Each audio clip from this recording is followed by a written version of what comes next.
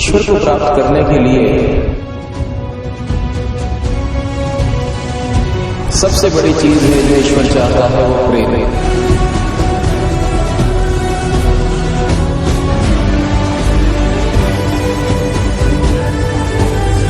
बिना प्रेम कभी ईश्वर नहीं मिलते।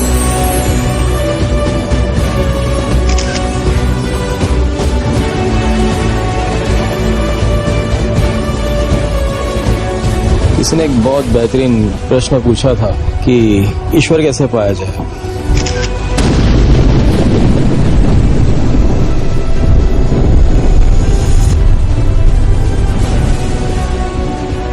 ईश्वर को प्राप्त करने के लिए सबसे बड़ी चीज है जो ईश्वर चाहता है वो प्रेम।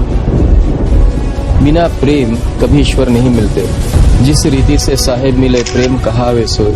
आगे एक बात समझाऊंगा कि पहले प्रेम होना चाहिए, पर प्रेम कैसे हो जब तक ईश्वर मिले ही नहीं। ईश्वर कैसे मिलते हो, जिसको कहते हैं कि ईश्वर के स्वरूप का ज्ञान होना चाहिए। ईश्वर के स्वरूप के ज्ञान को समझने के लिए उनके पास जाना चाहिए जिन्होंने ईश्वर के स्वरूप का ज्ञान पाया हो। ऐसे अनुभवी संत जिन्होंने ईश्वर के स्वरूप के ज्ञान का साक्षात्कार किया है और जो पा चुके हैं।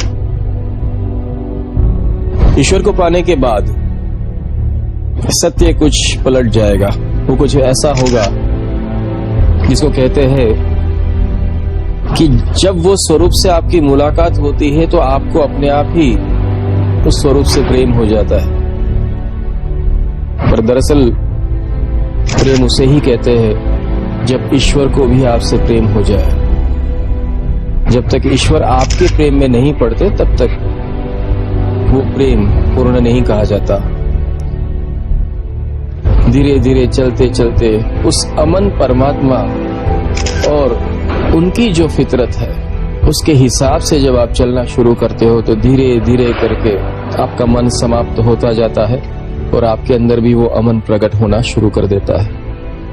और जिस दिन आपके अंदर पूर्ण अमन अवस्था आ जाएगी उस दिन परमात्मा आपके प्रेम में तरबतर हो जाएंगे और फिर वो वन वे लव नहीं कहा जाएगा, उसे पूर्ण प्रेम ही कहा जाएगा। तो इसीलिए उस पूर्ण प्रेम को प्राप्त करने के लिए आपको जरूरत है उस परमात्मा को समझने की और उनके सांचे में ढलने की।